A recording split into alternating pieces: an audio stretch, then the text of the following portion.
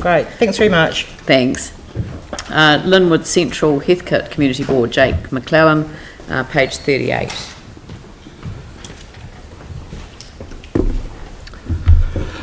Firstly, thank you to the Council. Firstly, the Linwood Central Heathcote Community Board wishes to thank Council for an opportunity to be heard following our submission on the draft annual plan for 2017-18.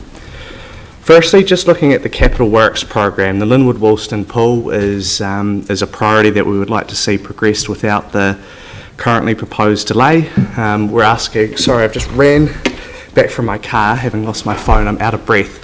But we're asking Council to ensure the funding is set aside in the 2017-18 financial year to allow for planning and community engagement that will lead to construction work starting in 2018-19, which we would like the pool to be completed by December 2019, instead of the funding being drawn out until 2020-2021 as proposed in the draft annual plan.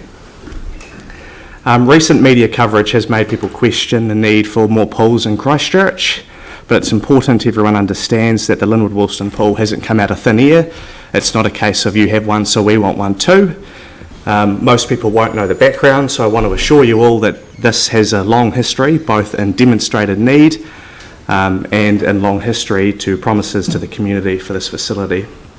There's a thick folder of information on the need for a pool in this area, and a lot of work's already been done. We don't want to wait for a new report, which will just show us what we already know. In fact, I'd like to suggest that Council perhaps hold a workshop on the matter as well. We're not asking for a huge facility with hydroslides and other bells and whistles. We're just asking for a community pool where people can connect, exercise, and of course learn to swim. We're asking for an investment in a community that sorely needs it. But unlike other areas, has little capacity to advocate for the needed facility. And that's why our board sees this as such a high priority.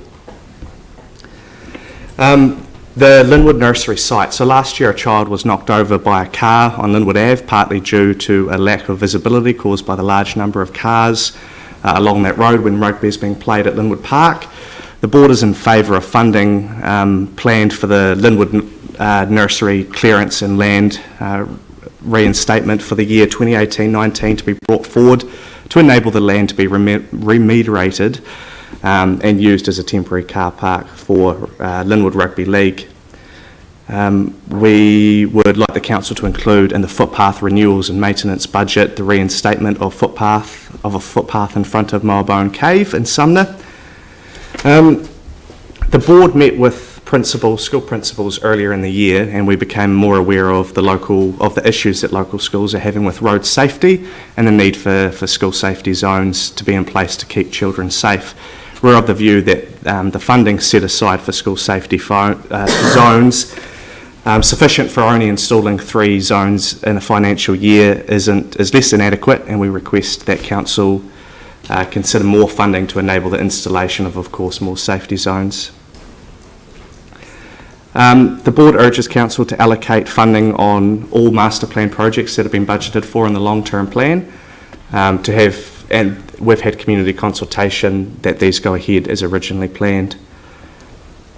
The board supports bringing forward funding for the Christchurch Coastal Pathways by 1 year. The funding in 2017-2018 will enable the Christchurch Yacht Club to incorporate part of the coastal pathways in their development. We further support allocation of $240,000 for the Christchurch Yacht Club's building project. Moving on now to sort of comment on the draft annual plan consultation document. The board considers it important that there be universal access of free swimming and swimming lessons for children and young people under 16 years of age. In this board area, there are a number of low decile schools that do not have access to a local pool, and the building of the Linwood Woolston pool will assist.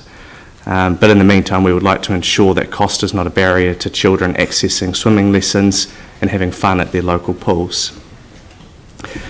The board would like to submit that having the private sector contracted to manage council parking facilities hasn't worked for the community. we submit that the council lists their parking facilities as strategic assets. We're also in favour of city care being listed as a strategic asset.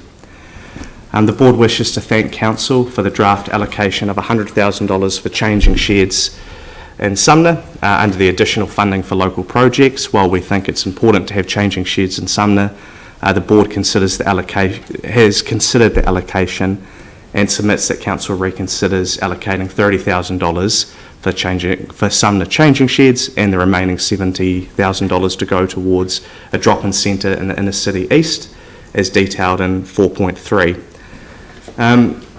Finally, I wanted to talk about our community goals as part of the annual plan. Over the past few months, the board and myself personally have become increasingly aware of some of the issues facing the inner city east area of our community board area. We've talked to community groups and to organisations, police, resident groups and other stakeholders to find out more about these issues. We consider support for this area to be revitalised, to become a priority, and we are keen to ensure that the area is not left behind in the city's regeneration plans. Of concern to us are the issues that people who are homeless and or on low incomes continue to face. The hardships that we continue to see and hear about require council show leadership by working with other agencies and organisations to make the inner city east a great place to live. We're particularly supportive of the 3 projects below that all tie in together. 2 years ago, Te Whare Roremata started discussions with the former board on issues within the Linwood Village and inner city east area. The issues I've outlined have been highlighted over the past 2 years to the previous board. We're in support of Te Whare Roremata Trust being allocated funding for the community-led revitalisation plan, which has already been supported by the board to date. We do not want to see the area lagging behind in the redevelopment, as is currently the case. The perception of the area becoming unsafe is now starting to become a reality, and especially with street begging and drinking on Doris Lusk Reserve, which you've all no doubt heard about. We're keen, so that's the revitalisation plan. The other thing is the inner city east and Linwood Village drop-in centre. As mentioned before, we're keen for council to allocate $100,000 towards a drop-in centre for homeless. Street 10 operated as a drop-in centre in the centre of the city central before the earthquakes, and after the earthquakes this was demolished. The gap this has left has been felt over the past few years, and there's no place where homeless can meet and socialise in a safe environment that's non-threatening to others. We would like the council to use its part allocation of $70,000 proposed to fund the changing sheds in Sumner to go towards this project instead. We request that a further $30,000 be allocated to allow for property to be rented and for a worker to be employed. The third part of these community goals is the development of 6 housing units at 276 Barbados Street. It is important that if we are to begin addressing the acute shortage of affordable housing, particularly for older single men who lived in bedsits, about 300 of which were demolished after the earthquake, we support the Latimer Community Housing Trust being allocated $600,000 from the annual plan to meet the shortfall required for construction of these 6 units. We would like to acknowledge the previous support given by council, and we would like to see council continue to support this, or continue their commitment to this investment. I'm happy to take the rest of it as read and have some further questions. Can I just ask you about Eli Street parking, setting Yep. aside the fact that I used to live there? I can see the numbers there. You've gone from 33 residences to 106 apartments, Yes. townhouses and separate occupancies, and rooms to rent buildings with the same amount of parking available as the original street.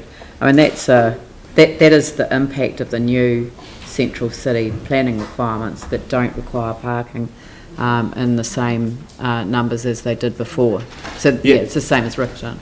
So has the community board actually come up with any ideas as to how we might reduce pressures on on streets like this, because I mean I think providing parking in the streets, if you've got tiny little cottages up against townhouses and rooms to rent, it's just not possible to solve on the street. Yeah, I mean it's a good topic for discussion, and probably around this table more so than ours, but yeah, our focus has really been on this street and also just the bad state it's in, as well as having a lack of on-street parking.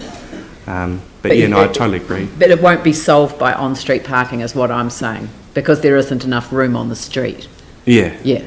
So I guess that's something that we should pick up, but it might be that we have to figure out some other ways of providing parking in some of these really significantly, what's the word that I'm looking for, we're intensified areas of development, because this is the consequence of not providing parking with the...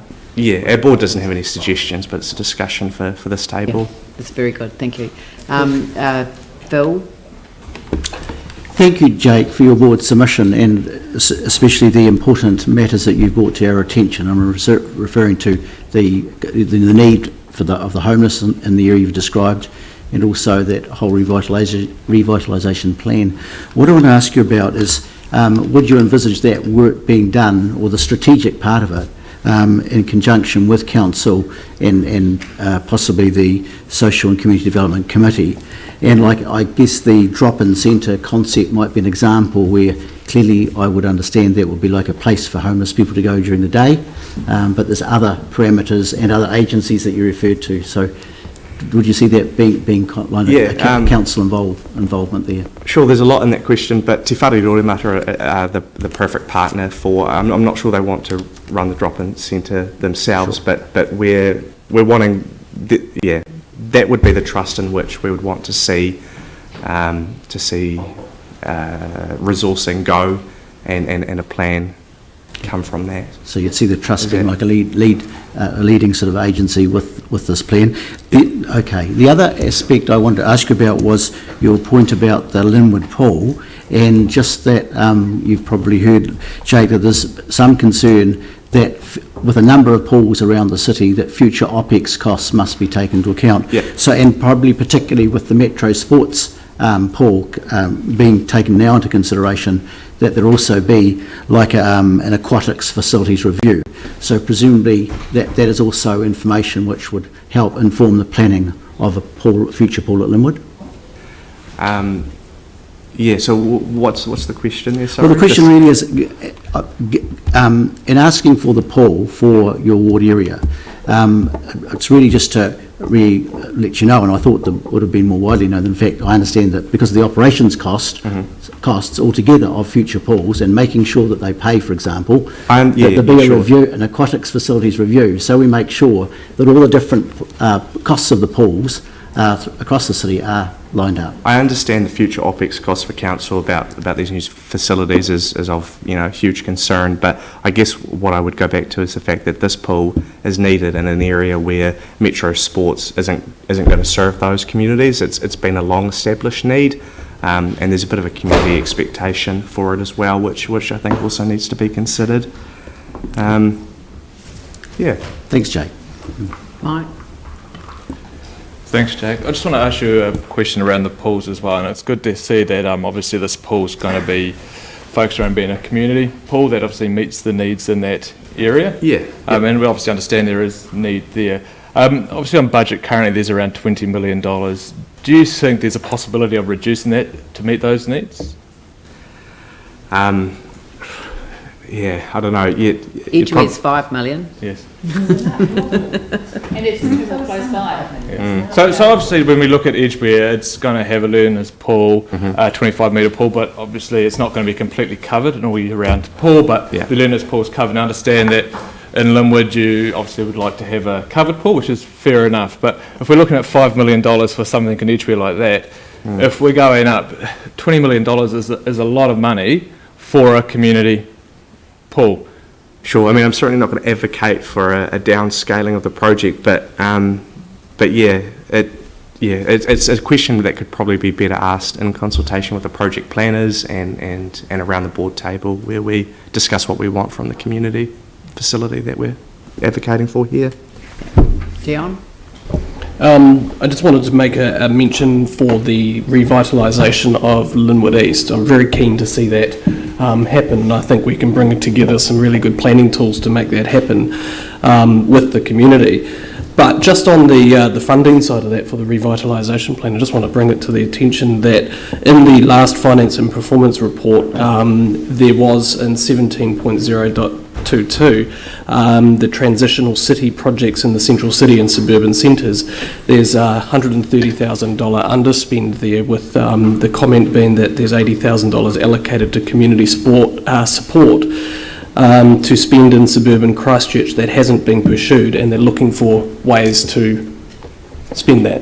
So I think that needs to be tied into this. There actually is some funding there potentially to actually start to kick that process off without having to go into this annual plan process. So I just want to make sure that that has been captured. It may well be too, but also, and I did notice the comment at the end of your submission concerned about the amount of time passing with no criteria announced for the Community Resilience Partnership Fund, and it may well be that reaching out to Te Whare Roimata in association with that partnership fund, will be coming back to council for decision making around the criteria soon. Mary Richardson, just looking at you. Oh, you're reading something important. The Community Resilience Partnership Fund, you'll be coming back with criteria very soon, and I was just saying that and some possible proposals, and I think the submissions and representations that have been made in relation to revitalisation, I wish we could say regeneration, then it's all on the same page,